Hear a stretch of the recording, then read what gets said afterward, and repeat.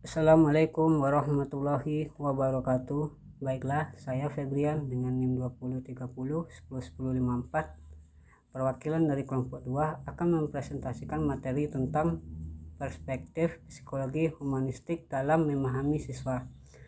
Poin pertama, pengertian psikologi humanistik.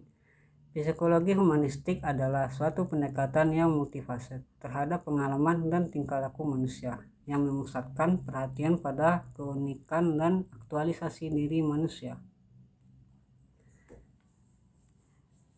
Tujuan pendekatan humanistik yang pertama, mengoptimalkan kesadaran individu akan keberadaannya dan menerima keadaannya menurut apa adanya.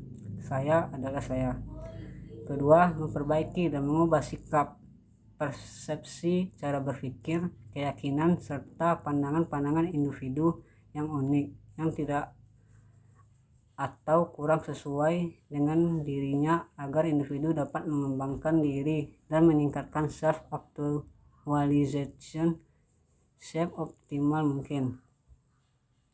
Yang ketiga, menghilangkan hambatan-hambatan yang dirasakan dan dihayati oleh individu dalam proses aktualisasi dirinya. Yang keempat, membantu individu dan dalam menemukan pilihan-pilihan bebas yang mungkin dapat dijangkau menurut kondisi dirinya. Mungkin sekian dapat saya sampaikan. Terima kasih. Assalamualaikum warahmatullahi wabarakatuh. Baiklah, saya Elsie Saputri akan melanjutkan membacakan materi yang telah disampaikan oleh rekan saya tadi, yaitu mengenai ciri-ciri psikologi humanistik. Yang pertama, psikologi humanis menawarkan satu nilai yang baru sebagai pendekatan untuk memahami sifat dan keadaan manusia. Yang kedua, psikologi humanis menawarkan pengetahuan yang luas akan kaidah penyelidikan dalam bidang tingkah laku. Yang ketiga, psikologi humanis menawarkan metode yang lebih luas akan kaidah-kaidah yang lebih efektif dalam pelaksanaan psikoterapi.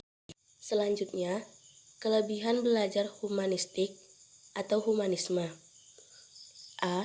Teori ini cocok untuk diterapkan dalam materi pembelajaran yang bersifat pembentukan kepribadian, hati nurani, perubahan sikap, dan analisis terhadap fenomena sosial. B.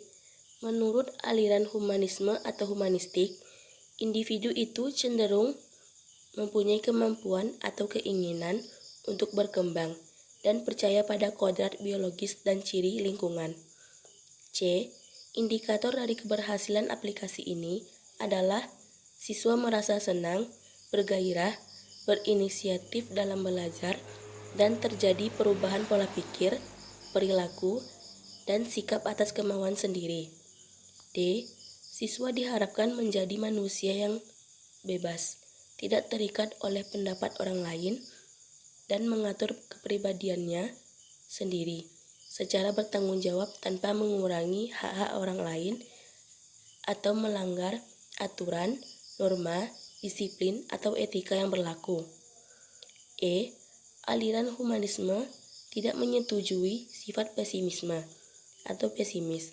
Dalam aliran humanisme, individu itu memiliki sifat yang optimistik. Sekian yang dapat saya sampaikan.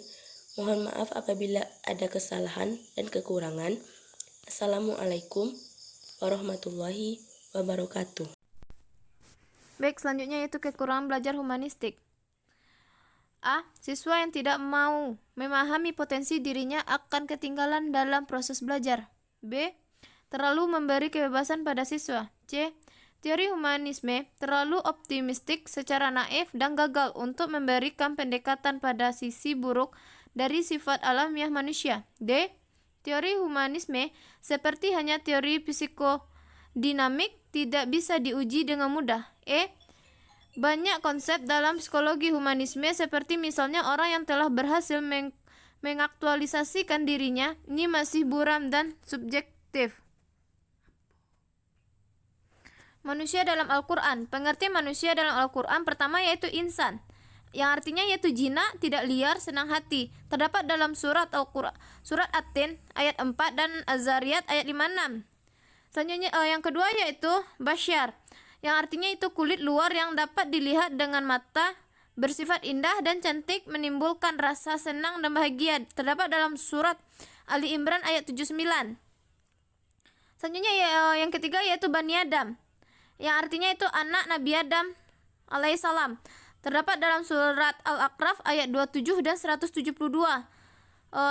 Yang keempat yaitu zuriat Adam, yang artinya keturunan Nabi Adam. Terdapat dalam surat Maryam ayat 58. Saya Yulia Marni akan melanjutkan pembacaan materi dari rekan saya, yaitu 4 proses penciptaan manusia. Yang pertama yaitu tahap jasad. Penciptaan tahap jasad manusia ini adalah dari turab, yaitu tanah yang berdebu. Penciptaan ini bukan bermaksud manusia diciptakan dari tanah seperti pembuatan patung. Penciptaan ini bermakna simbolik, yaitu saripati yang membentuk tumbuhan atau binatang yang kemudian menjadi bahan makanan bagi manusia. Yang kedua yaitu tahap hayat, yakninya air. Maksud air di sini adalah air sperma. Sperma inilah yang merupakan awal mula kehidupan seorang manusia. Selanjutnya yaitu tahap roh, yaitu sesuatu yang dihembuskan Tuhan dalam diri manusia. Pada saat yang sama juga, Tuhan menjadikan pendengaran, penglihatan, dan hati pada manusia. Barulah manusia itu dikatakan hidup. Yang terakhir yaitu tahap nafs. Kata nafs dalam Al-Quran mempunyai 4 pengertian, yaitu nafsu, nafas, jiwa, dan diri, atau keakuan. Maka dari keempat kata itu, Al-Quran lebih sering menggunakan kata nafs untuk pengertian diri. Diri maksudnya adalah kesatuan dari jasad, hayat, dan ruh. Dinamikanya terletak pada aksi kegiatannya.